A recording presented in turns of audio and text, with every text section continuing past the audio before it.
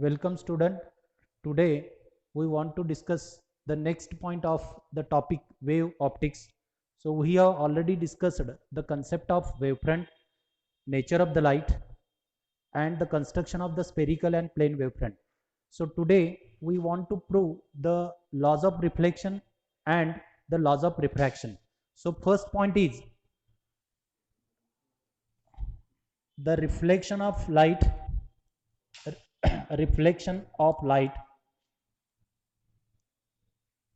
at plane surface, reflection of light at plane surface. So this is a fifth point, 7.5 in the textbook, and we want to prove the laws of reflection. So already we have know the laws of reflection. The first law is the incident ray, reflected ray and normal all lies in the same plane. So this one is the first law, law of reflection. And the second law is the important, that is angle of incidence is equal to angle of reflection. So you have studied the reflection of light in the 11th class. Already we know the laws of reflection. First law is the incident ray, reflected ray and normal lie in the same plane. And the second law is the important, angle of incidence and angle of reflection both are equal. So in this year we want to prove these laws by using the concept of the wavefront, not for the single ray of light. And therefore you can construct the diagram first of all. तर पहिला परत एकदा बघा की थोडंसं मागच्या वर्षाचा reference आहे की एखादा प्लेन सरफेस आहे, त्याला आपण मिरर म्हणतो आणि एक लाईट आपण टाकला तर याला आपण इन्सिडेंट लाईट असं म्हणतो. तो लाईट या प्लेन सरफेसवरून रिफ्लेक्ट होतो, यालाच आपण लाईटचा एक फिनॉमिना रिफ्लेक्शन ऑफ लाईट म्हणतो. आणि आपण जर असा नॉर्मल ड्रॉ केला तर हा जो अँगल ऑफ इन्सिडन्स आहे आणि हा जो अँगल ऑफ रिफ्लेक्शन आहे हे दोन्ही इक्वल असतात असं आपल्याला हा लॉ सांगतो. यालाच आपण लॉज ऑफ रिफ्लेक्शन असं म्हणतो. तर यावर्षी आपल्याला काय करायचं आहे की आम्हाला प्लेन वेव्हफ्रंट कन्सिडर करून the reflection of light at the plane surface हे प्रूव्ह करायचं आहे. आणि ते करण्यासाठी first of all consider the reflecting surface.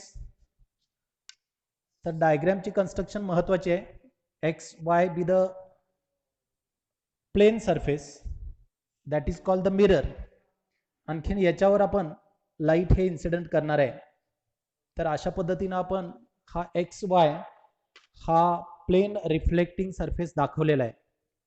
तर जास्त आपण फोकस करायचं आहे ते कन्स्ट्रक्शनवर, कारण हा जॉमेट्रिक कन्स्ट्रक्शन आहे. आणि काही वेळा बोर्डाच्या परीक्षेला तुम्हाला 2 मार्काला काही क्वेश्चन्स असतात स्किल ओरिएंटेड की ज्याच्यामध्ये आपण draw the neat label diagram of the reflection of light at the plane surface असं जर 2 मार्काला क्वेश्चन आला तर डायग्रामला आणखीन लेबलिंगला मिळून तुम्हाला 2 मार्क मिळतात. आणि हे पेन्सिलनं व्यवस्थित कन्स्ट्रक्शन करायचं आहे, म्हणून मी थोडंसं स्लोली जातो, जास्त फोकस आपण डायग्रामवर ठेवू. तर पहिल्यांदा आपण ऑब्लिक्युली लाईट इन्सिडेंट केलेलं दाखवायचं आहे. तर इथं मी हा जो बीम ऑफ लाईट आहे तो अशा पद्धतीनं इथं पडलेला आहे एक्स वायवर. तर याला आपण ॲरो दाखवूया. तर ए हा एक पॉईंट मी दाखवतो आणि सी हा एक पॉईंट मी दाखवतो. So the light ray A is bounded by, म्हणजे याला आपण जर पी क्यू म्हणलं तर P A and Q C B the incident wavefront on the reflecting surface like mirror X Y. तर इथं आपण इथंपर्यंत कन्स्ट्रक्शन आता केलेलं आहे. नेक्स्ट काय करायचं की you can show the normal. तर इथं मी हा नॉर्मल डॉटेड लाईन दाखवतोय. या नॉर्मलला आपण ए एम असं नाव देऊ. त्याच्यानंतर हे जे लाईट रेज आहेत ते रिफ्लेक्शन ऑफ लाईट हा फिनॉमिना आहे, त्यामुळे लाईट हा काय होणार आहे, रिपेल्ड होणार आहे. आणखीन हे लाईट आणखीन परत या पद्धतीनं दुसऱ्या दिशेला रिफ्लेक्ट झालेले आपण दाखवायचे आहेत. आणखीन हे जे आहेत ना हे परत पी क्यू आणि आर एस असं आपण त्याला नाव दिलेलं आहे. तर इथंपर्यंतचा भाग तुम्हाला लक्षात आलं काय बघा. पहिल्यांदा महत्वाचं म्हणजे हे सगळं एअरमध्ये होतं, एकच रेअर मीडिया आहे. X y be the reflecting surface like mirror. The incident ray PA and QC is incident on the plane reflecting surface XY. AM be the normal. इथपर्यंत आपण भाग बघित. आता पुढं हा जो बीम आहे त्याचा आपण प्लेन वेव्हफ्रंट दाखवायचा आहे आणि त्याच्यासाठी आपण इथं आपण ए बी अशा पद्धतीचा एक width of the incident wavefront ज्याला आपण म्हणतो तो ड्रॉ करायचा आहे.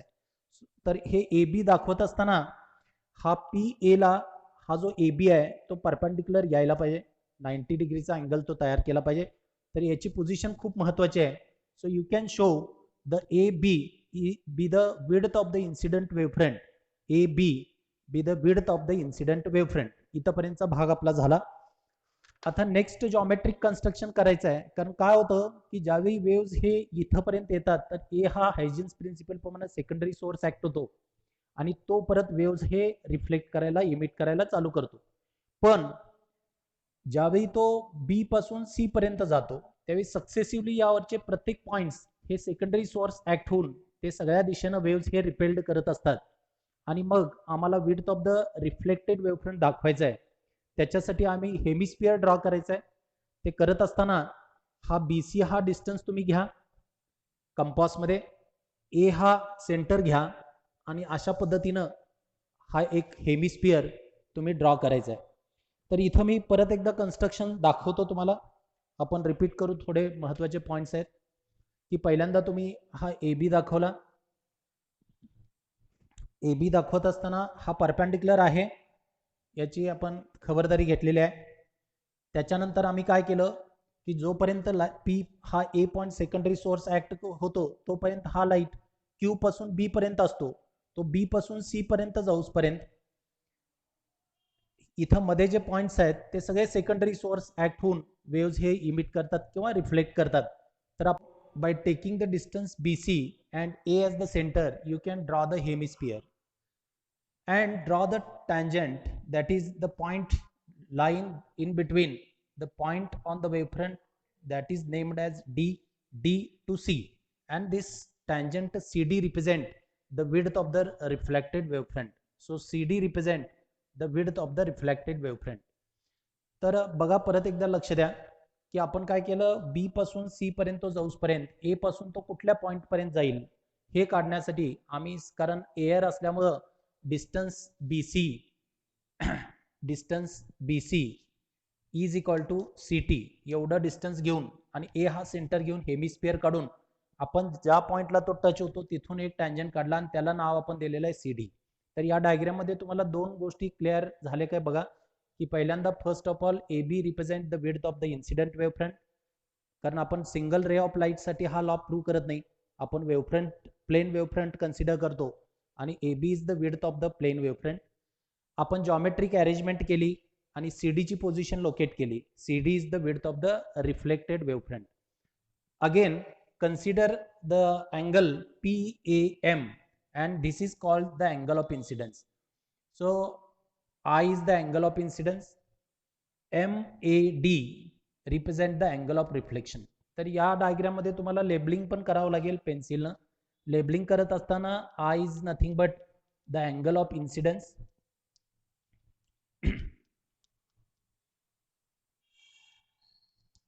R is nothing but the angle of reflection, not reflection, angle of reflection, AM is the normal, and XY be the plane reflecting surface, plane reflecting surface.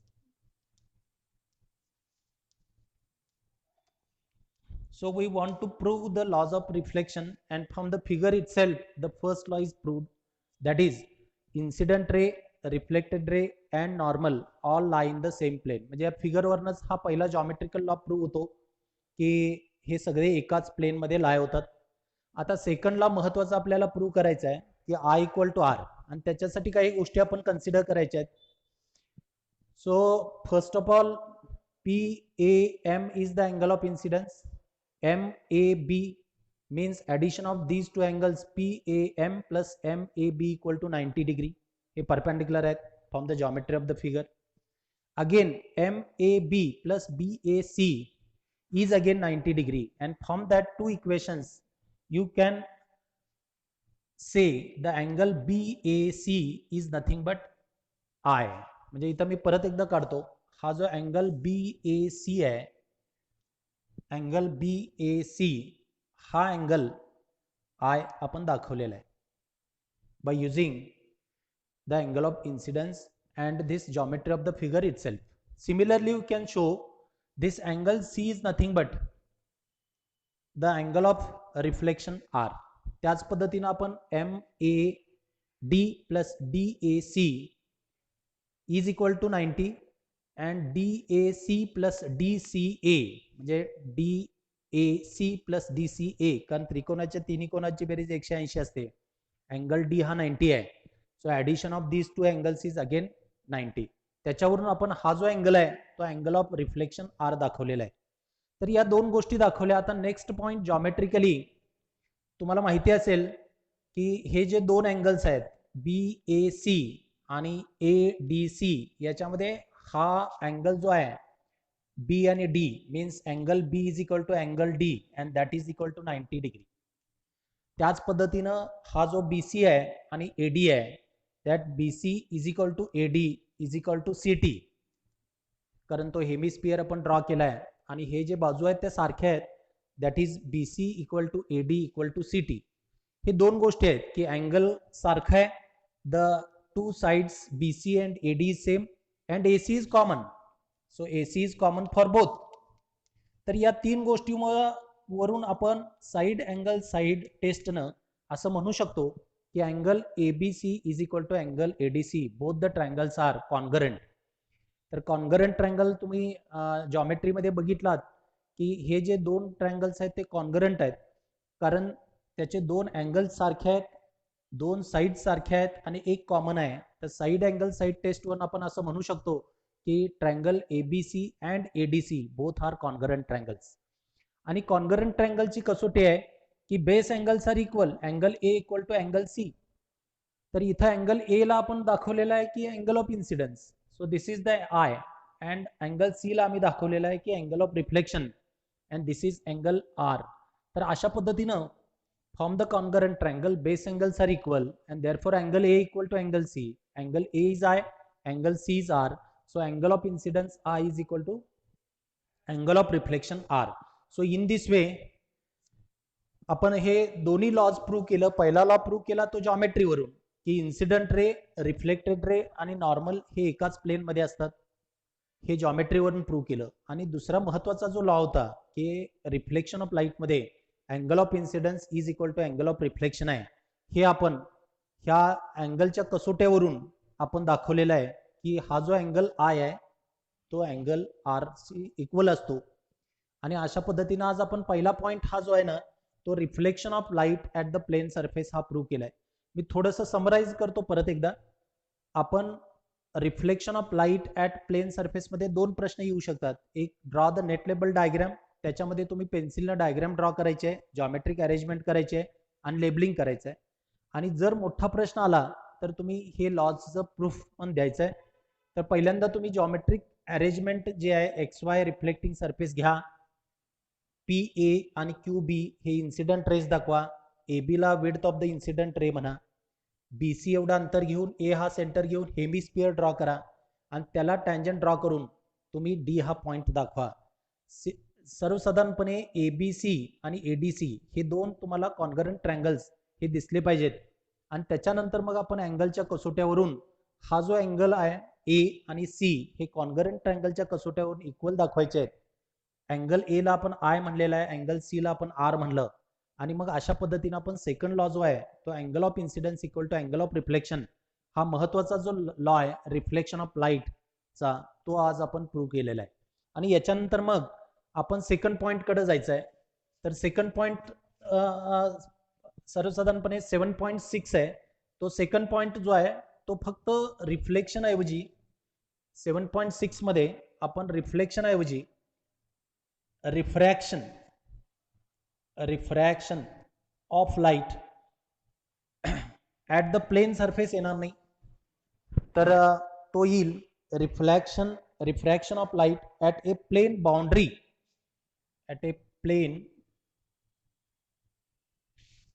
Plain boundary between two media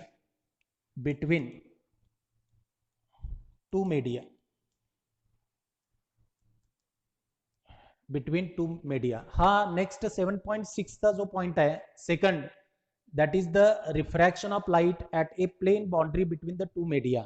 हा point आपण आता बघायचा आहे. तर त्याच्यामध्ये पण lodge of refraction तुम्हाला माहिती आहेत. You have studied these laws in the 11th standard. So what are the laws of refraction? This is the question. तर रिफ्लेक्शनचे लॉज आपण बघितले, त्याच पद्धतीनं आता आपण रिफ्रॅक्शनचे लॉज बघायचे आहेत. तर एक सिंपल कन्सेप्ट आहे की रिफ्रॅक्शन कधी होतं, ज्यावेळी दोन वेगळे मीडियाज आपण घेतो त्यावेळी हा रिफ्रॅक्शन ऑफ लाईट हा फिनॉमेना होतो. तर एअर हा एक मीडिया आपण घेतला आणि वॉटर घेतला किंवा ग्लास घेतला, हा सेकंड मीडिया घेतला, म्हणून आपण नाव दिलेलं हेडिंग बघा की refraction of the light at the plane boundary between the two medias. तर हे जे आहेत ना, हे बाउंड्रीज ऍक्ट होतात. तर x y is the boundary between the two medias. One is the rarer media and second is the denser media. हा denser media कुठलाही असू शकतो, वॉटर असेल, ग्लास असेल, अल्कोहोल असेल, केरोसिन असेल. So you can take any kind of media. तर ज्यावेळी इथं लाईट जातो त्यावेळी तो बेंड होतो आणि तो बेंड झाल्यानंतर तो आहे तसा न जाता तो डेव्हिएट होतो, त्याचा पाथ बदलतो दुसऱ्या मीडियामध्ये गेल्यानंतर. कारण आपल्याला माहिती आहे की frequency is the property of the light which is constant when light travel from one media to other media. पण व्हेलॉसिटी आणि वेवलेंथ हे बदलतात आणि मग तो नॉर्मलकडे बेंड होतो, स्पीड कमी होतो आणि तो नॉर्मलकडे बेंड होतो. या फिनॉमेनाला आपण रिफ्रॅक्शन ऑफ लाईट असं म्हणतो. तर आज आपण इथं वेवफ्रंट घेऊन ते प्रूव्ह करायचं आहे. तर याला आपण अँगल ऑफ इन्सिडन्स म्हणलं, याला आपण अँगल ऑफ रिफ्रॅक्शन असं म्हणलेलं आहे. तर फिगरवरनं तुम्हाला लक्षात येतं की जसं आपण रिफ्लेक्शनमध्ये आय इक्वल टू आर म्हणलेलं ते म्हणू शकत नाही, कारण angle of refraction is less than angle of incidence. तर मग लॉज ऑफ रिफ्रॅक्शन काय आहेत की all lie in the same plane, incident ray, refracted ray and normal lie in the same plane. Second law आहे त्याला आपण Snell's law म्हणतो, mu is equal to sine I upon sine R. So ratio of sine of angle of incidence to the sign of angle of refraction is constant and that is called the refractive index of the material. Refractive index of the material. For example, इथं जर तुम्ही water घेतला तर refractive index of water with respect to air is equal to sin of I upon sin of R. तर याला आपण सर्वसाधारणपणे air असेल तर ॲब्सोल्यूट रिफ्रॅक्टिव्ह इंडेक्स म्हणतो आणि दोन वेगळे मीडियाज असतील तर त्याला आपण रिलेटिव्ह रिफ्रॅक्टिव्ह इंडेक्स म्हणतो. तर हा वाचत असताना आपण refractive index of water with respect to air असं वाचतो and that is equal to sine I upon sine I. तर हा स्नेल्स लॉ आपल्याला प्रूव्ह करायचा आहे आज. तो करण्यासाठी परत एकदा जॉमेट्रिक अरेंजमेंट आपण इथं करायचा आहे. तो करत असताना जसं आपण रिफ्लेक्शन ऑफ लाईटला केलं त्याच पद्धतीनं आपण रिफ्रॅक्शन ऑफ लाईटसाठी पण करायचं आहे. तर इथं पहिल्यांदा मी थोडंसं डायग्राम आपण मोठी काढूया. तर इथं पहिल्यांदा कन्सिडर आपण करायचं आहे की the media between x y be the boundary between the two medias. तर याच्यामध्ये लाईट रेज इन्सिडेंट करायचे आहेत in terms of the wavefront, not the single ray of light. परत तुम्ही नॉर्मल ड्रॉ करा. So first of all, let us consider x, y be the refracting surface and AB be the width of the incident wavefront. AB be the width of the incident wavefront. This width incident wavefront is bounded by the two rays PA and QB. So PA and QB be the light beam incident on the refracting surface xy, m and n be the normal. तर अशा पद्धतीनं आज आपण xy हा refracting surface consider केला, AB हा width of the incident wavefront दाखवला, हा परत तुमचा हा 90 डिग्री पाहिजे. AB दाखवत असताना तो PA साठी हा 90 डिग्रीचा अँगल तयार केला पाहिजे. याची पोझिशन जर प्रॉपर दाखवला तर पुढली डायग्राम व्यवस्थित येईल. तर परत ती कन्सेप्ट आपण कन्सिडर करायची की पी पासून ए पर्यंत ज्यावेळी लाईट येतो त्यावेळी ए हा सेकंडरी सोर्स ऍक्ट होऊन तो सेकंडरी वेव्ज इमिट करतो. तोपर्यंत सेकंड जो वेव्ह आहे तो बीलाच असणार आहे. मग तो बी पासून सी पर्यंत यूज पर्यंत हे जे लाईट वेव्स आहेत हे पुढे गेलेले असणार आहेत आणि मग आपण रिफ्लेक्टेड वेव्ह फ्रंटची पोझिशन लोकेट करण्यासाठी जसं आपण रिफ्लेक्शन ऑफ लाईट मध्ये कन्सिडर केलं होतं तसं बीसी एवढं अंतर कंपास मध्ये घ्यायचंय. BC is the distance. A हा पॉइंट घ्यायचा आहे आणि अशा पद्धतीनं वॉटरमध्ये आपण हेमिस्फियर ड्रॉ करायचा आहे. तर परत एकदा लक्ष द्या, बीसी एवढं अंतर घ्यायचं, ए हा सेंटर घ्यायचा आणि इन्स्टेड ऑफ एअर आपण वॉटरमध्ये हा हेमिस्फियर ड्रॉ करायचा आहे. हा जो पॉइंट टच याला कॉमन टँजंट दाखवायचा आहे आणि तो कॉमन टँजंट याला टच होऊन जाणार असणार आहे. म्हणजे आता हा लाईट अशा पद्धतीनं वॉटरमध्ये रिफ्रॅक्ट होणार. इथं जो पॉइंट येईल त्या पॉइंटला आपण डी असं नाव देणार. तर इथं सुद्धा याला आपण अँगल ऑफ रिफ्रॅक्शन असं नाव दिलं, NAD.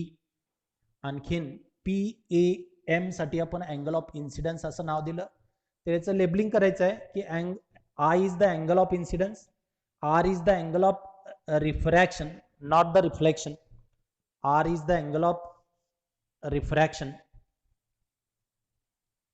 This is always less than angle of incidence. MN be the normal, MN be the normal, and XY be the plane refracting surface, plane refracting surface. तर अशा पद्धतीनं आपण ही डायग्राम कन्स्ट्रक्ट केलेली आहे. मी परत एकदा रिवाइज करतो की AB हा इन्सिडेंट वेव फ्रंट आहे, C1 हा speed of light in air आहे, C2 is the speed of the light in media, XY be the boundary between these two medias. So the incident wavefront AB is bounded by two rays PA and QB. हा refract झाला तर हा R आणि S ना आपण हा CD bounded झालेला आपण दाखवतो. Means CD be the width of the refracted wavefront and it is bounded by the two rays RD and SC. तर जॉमेट्रिक कन्स्ट्रक्शन काय दाखवायचं आहे बघा की आपण पहिल्यांदा AB हा विड्थ दाखवताना हा 90 डिग्रीचा अँगल इथं दाखवायचा आहे. आणखीन BC एवढं डिस्टन्स, A हा सेंटर घेऊन आता आपण वॉटरमध्ये किंवा डेन्सर मीडियामध्ये हेमिस्फियर ड्रॉ करायचं आणि त्याला आपण हा टँजंट दाखवायचा आहे आणि त्याला आपण नाव द्यायचं आहे D. तर इथं पण दोन ट्रायंगल्स तयार होतात, ABC आणि ADC. आता परत मागच्या कसोट्यावरून आपल्याला माहिती आहे की हा अँगल ऑफ इन्सिडन्स आहे BAC आणि हा जो आहे ACD हा अँगल ऑफ रिफ्रॅक्शन आहे, not the reflection. So I be the angle of incidence and R be the angle of refraction in this case. From the trigonometry of the figure आपण जर बघितलं तर sin I is equal to opposite upon hypotenuse. तर opposite आहे BC upon AC, BC upon AC. sin I is equal to opposite side BC upon AC. तर इथं मी मागच्या वेळी पण बघितलं की distance BC upon time is equal to speed. तर इथं स्पीड आपण C1 घेतलेला आहे, तर म्हणून BC is equal to C1T येईल. तो नंतर आपण भरू. त्याच पद्धतीनं साइन R घ्या. From the trigonometry sine R is equal to opposite AD upon common और hypotenuse AC again, sorry AD upon AC. So from the geometry of the figure, sin I is equal to BC upon AC, sin R is equal to AD opposite upon hypotenuse AC. By taking the ratio of both, sin I upon sin I upon sin R is equal to, हा आता AC cancel होणार आणि is equal to BC upon AD येईल. पण BC म्हणजे काय, C1T, कारण तो एअर मध्ये ट्रॅव्हल होतो. तर इथं आपण C1T लिहायचं आहे. तसंच AD जर काढायचं झालं तर AD म्हणजे C2T येईल. हा TT कॅन्सल होऊन तो C1 अपॉन C2 येईल आणि त्यालाच आपण म्यू असं नाव दिलेलं आहे, रिफ्रॅक्टिव्ह इंडेक्स. म्हणजे थोडक्यात आपल्याला काय मिळालं तर mu is equal to sine I upon sine R. आणि यालाच आपण असं म्हणतो की this is the law of refraction और Snell's law. So mu is equal to sin I upon sin R. This is the proof of the law of refraction. आता आणखीन एक महत्वाची गोष्ट आहे की आम्हाला जे मागं आपण बघितलं की हायजीन्स थेअरी प्रमाणे इथं C हा एअर मध्ये जास्त असतो, म्हणजे C1 is greater than C2. Mu is always greater than 1. Mu हा 1 पेक्षा नेहमी मोठा असतो, कारण एअरचा 1 आहे, ग्लासचा 1.5 आहे. तर mu is always greater than 1. तर याच्यावरून आपण असं म्हणू शकतो की mu is equal to C1 upon C2. So C1 is greater than C2. याच्यावरून आपण असं म्हणू शकतो की C1 is greater than, because mu is greater than 1 means greater than 1 mu म्हणजे म्यू 1.5 आहे, तर त्याला C2 न मल्टिप्लाय केलं की C1 हा मोठा येणार आहे. आणि मग C1 काय आहे की speed of light in rarer media, म्हणजे हायजीनने जसं सांगितलं आपल्याला की speed of light in rarer media is greater than speed of light in denser media. हे पण आपण या थेरीवरनं प्रूव्ह केलं. तर आज आपण अशा पद्धतीनं लॉज ऑफ रिफ्रॅक्शन मध्ये पहिला लॉ आहे incident ray, refracted ray and normal ला इन द सेम प्लेन. हे आपण जॉमेट्रीवरनं प्रूव्ह केलं. आणि सेकंड लॉ आहे Snell's law, mu is equal to sine I upon sine r. तर याचं स्टेटमेंट लिहित असताना the ratio of sine of angle of incidence to the sine of angle of refraction is equal to constant and that is called the refractive index of the media. जर परीक्षेला असा प्रश्न आला की शो दॅट की C1 is greater than C2 किंवा speed of light in rarer media is greater than speed of light in denser media, तर तुम्ही हे सगळं लिहायचं आहे 3 मार्काला आल्यानंतर किंवा 4 मार्काला आला तर. आणि हे सगळं लिहून शेवटी फक्त अशा पद्धतीचं कन्क्लुजन लिहायचं आहे की mu is greater than 1 therefore C1 is greater than C2. तर हा एक महत्वाचा मोठा डेरिव्हेशन आज आपण बघितलं. तर in this way today we discuss the 2 points. First one is the reflection of light at the plane surface, and second one is the refraction of light at the plane surface, means in the boundary between the two surface. तर Snell's law पण prove केला आणि lodge of reflection पण prove केलं. तर हे दोन 7.5 आणि 7.6 असं 7व्या नंबरच्या टॉपिक वेव्ह ऑप्टिक्स मधले 2 पॉईंट आज आपण डिस्कस केलेले आहेत. थँक्यू.